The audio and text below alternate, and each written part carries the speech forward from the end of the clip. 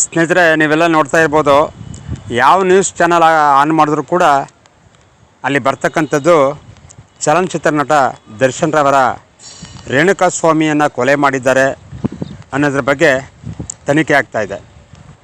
ಅದರಿಂದ ಈ ವಿಚಾರದ ಬಗ್ಗೆ ಒಂದಿಷ್ಟು ಚಲನಚಿತ್ರ ನಟರು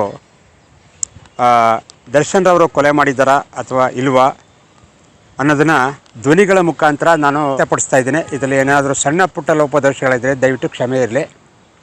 ನೋಡಿ, ನನಗೆ ದರ್ಶನ್ ಮಗ ಇದ್ದಂತೆ ದರ್ಶನ್ ಕೊಲೆ ಮಾಡಿದ್ದಾನೆ ಅಂತಂದರೆ ನನಗೆ ನಿಜವಾಗ್ಲೂ ನಂಬೋದಕ್ಕೆ ಸಾಧ್ಯನೇ ಇಲ್ಲ. ಯಾಕಂದರೆ ಆ ವ್ಯಕ್ತಿ ಹೊಲ್ತಾ ಇರಬಾರ್ದು, ಆದರೆ ಕೊಲೆ ಮಾಡೋಷ್ಟು ಕ್ರೂರಿ ಎಲ್ಲ ಅಂತ ನನಗೆ ಚೆನ್ನಾಗಿ ಗೊತ್ತು. ಇದರ ಬಗ್ಗೆ ಪೊಲೀಸ್ನವರು ತನಿಖೆ ಮಾಡ್ತಾ ಇದ್ದಾರೆ. ಸತ್ಯ ಏನಂತ ಇನ್ನೊಂದು ಕೆಲವು ದಿನಗಳಲ್ಲಿ ಗೊತ್ತಾಗುತ್ತೆ.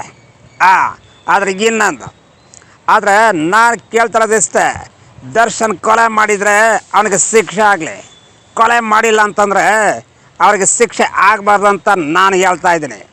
ಮುಂದಕ್ಕೆ ಅವನಿಗೆ ಒಳ್ಳೆ ಬೆಳವಣಿಗೆ ಇದೆ, ಕನ್ನಡ ಚಿತ್ರೋದ್ಯಮ ಇನ್ನೂ ಚೆನ್ನಾಗಿ ಬೆಳೀಲಿ ಅಂತ ನಾನು ಅವನಿಗೆ ನ್ಯಾಯ ಸಿಕ್ಕಲಿ ಅಂತ ನಾನು ದೇವರಲ್ಲೇ ಪ್ರಾರ್ಥನೆ ಮಾಡ್ಕೊತಾ ಇದ್ದೀನಿ.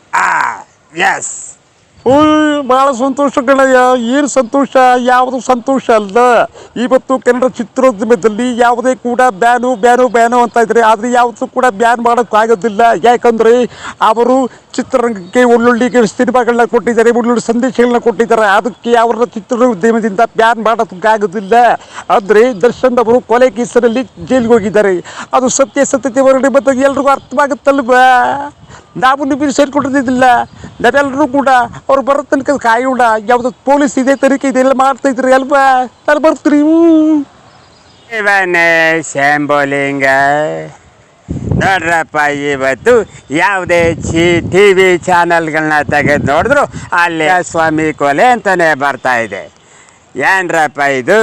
ನೋಡಿ, ದರ್ಶನ್ ಭಾಳ ಸೂಕ್ಷ್ಮವಾದಂಥ ವಿಚಾರ ಉಳ್ಳವನು, ಹಾಗೂ ಅವನಿಗೆ ಕರ್ನಾಟಕದಲ್ಲಿ ಕೋಟ್ಯಾಂತರ ಅಭಿಮಾನಿಗಳಿದ್ದಾರೆ.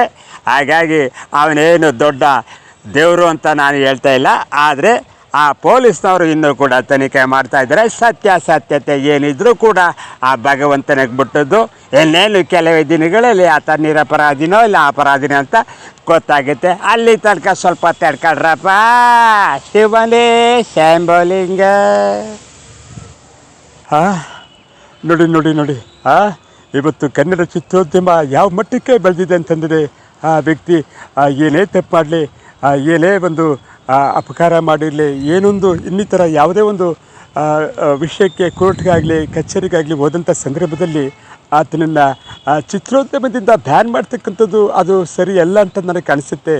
ಯಾಕಂದರೆ ನಾವು ಹೀರೋಗಳಾಗಿ ಇದ್ದಾಗ ನಮ್ಮನ್ನೆಲ್ಲ ಹೊತ್ಕೊಂಡು ಬೆರೆಸ್ತೀರಿ, ಹಾಲಭಿಷೇಕ ಮಾಡಿಸ್ತೀರಿ, ಕಟೌಟ್ಗಳನ್ನ ಹಾಕ್ಸ್ತೀರಿ, ಹಾರಗಳನ್ನ ಹಾಕ್ಸ್ತೀರಿ. ಹಾಗೆ ಏನಾದರೂ ಒಂದು ಅವರ ನಿಜ ಜೀವನದಲ್ಲಿ ಒಂದು ಕಹಿ ಘಟನೆ ಸಂಭವಿಸ್ತು ಅಂತಂದಾಗ ನೀವೆಲ್ಲ ಏನು ಮಾಡ್ತೀರಿ?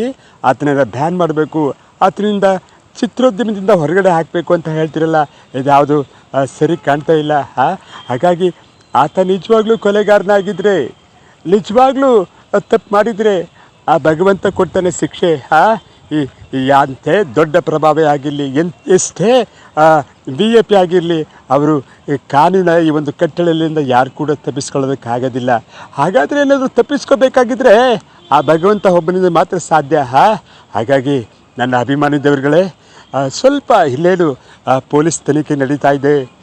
ಇಲ್ಲೇನು ಕೆಲವೇ ದಿನಗಳಲ್ಲಿ ನಿಮಗೆಲ್ಲ ಆ ಒಂದು ಫಲಿತಾಂಶ ಹೊರಗಡೆ ಬರುತ್ತೆ ಅಂತ ಹೇಳ್ತಾ, ಅಭಿಮಾನಿ ದೇವರುಗಳೇ, ತಮ್ಮೆಲ್ಲರಿಗೂ ನನ್ನ ಅನಂತ ಧನ್ಯವಾದಗಳು. ಬಾರ ಅಮ್ಮ ಡಿಂಪಾಲ್ ಕಾಪಾಡೆ, ಮಕ್ಕಳು ಸಿನಿಮಾ ಕಾಪಾಡೆ. ಅದೇನು ಮೇಕಪ್ ಮಾಡಿಕೊಡ್ತೀಯ ನೀನು? ಲೇ ಪವಿತ್ರ ಗೌಡ, ನೀನು ಚೆನ್ನಾಗಿದೆ ಅಂದ್ಬಿಟ್ಟು ಊರ್ಕೇರಿ ಹುಡುಗರನ್ನೆಲ್ಲ ಹಾಳು ಮಾಡೋದು ಸರಿಯಲ್ಲ. ಹೌದು. ಅಲೋ, ಅದ್ಯಾರು? ಬಾತ್ರೂಮ್ ಏನೋ ಕಿತ್ಕೊಳ್ಳೋಕ್ಕಾಗಲ್ಲ ನೋಡಿ. ಅಭಿಮಾನಿಗಳೆಲ್ಲ ಹುಚ್ಕೆತ್ಬಿಟ್ಟು ನಿಮ್ಮನ್ನು ಯಾವುದೋ ಸಂದರ್ಭದಲ್ಲಿ ನಿಮ್ಮನ್ನ ಏನಾರ ಮಾಡ್ಬೋದು. ಅದಕ್ಕೆ ಸ್ವಲ್ಪ ಹುಷಾರಾಗಿರಿ. ಹೌದು. ನೋಡಿ, ನಿಜವಾಗ್ರು ದರ್ಶನ ಹೊಲ್ತಾ ಇರ್ಬೋದು, ಅದು ಕೊಲೆ ಮಾಡೋಷ್ಟು ಕೂರಿ ಅಲ್ಲ. ಇನ್ನೇನು ಸತ್ಯತೆ ಹೊರಗಡೆ ಬರುತ್ತೆ. ಬರೋ ಗಂಟೆ ದಿನ ಕಾಯಬೇಕು ಅಲ್ವಾ? ಇವತ್ತು ದರ್ಶನ್ ರೇಣುಕಾಸ್ವಾಮಿ ಅವರ ಕೊಲೆ ಕೇಸಲ್ಲಿ ಜೈಲಿಗೆ ಹೋಗಿದ್ದಾರೆ, ರಾಗಿ ಮುದ್ದೆ ಮುರಿತಾ ಇದ್ದಾರೆ, ಎಲ್ಲೋ ಏನೇನೋ ವಿಷಯಗಳು ಹೇಳ್ತಾ ಇದ್ದಾರೆ. ಇದನ್ನೆಲ್ಲ ಒಪ್ಕೊಳ್ಳೋಣ. ಆದರೆ ಒಂದು ವಿಷಯ, ಯಾವತ್ತೂ ಕೂಡ ಸತ್ಯತೆನ ನಾವು ತಿಳ್ಕೊಂಡ್ರೆ ಇನ್ನೊಬ್ಬರ ಬಗ್ಗೆ ಮಾತಾಡೋದು ತಪ್ಪಾಗುತ್ತಲ್ವಾ? ಆದ್ದರಿಂದ ಅವ್ರು ನಿಜವಾಗ್ಲೂ ಕೊಲೆಗಾರರಾಗಿದ್ದರೆ, ನಿಜವಾಗ್ಲೂ ಅಪರಾಧ ಆಗಿದ್ದರೆ ಅದಕ್ಕೆ ಪೊಲೀಸ್ ಸ್ಟೇಷನ್ ಇದೆ, ಕೋರ್ಟ್ ಇದೆ, ಅವನ್ನ ಶಿಕ್ಷೆ ಮಾಡೋದಕ್ಕೆ. ನೀವು ಶಿಕ್ಷೆ ಕೊಡೋದಕ್ಕೆ ಯಾರು? ಹಾಗಾಗಿ ಎಲ್ಲರೂ ಕೂಡ ನಾವು ಅವ್ರು ಬರೋ ತನಕ ನಾವೆಲ್ಲ ಕಾಯೋಣ. ಕೋರ್ಟಿಂದ ಏನು ತೀರ್ಪು ಬರುತ್ತೆ ಅಂತ ನಾವೆಲ್ಲರೂ ಕೂಡ ನಿರೀಕ್ಷೆ ಮಾಡೋಣ. ರೈಟ್.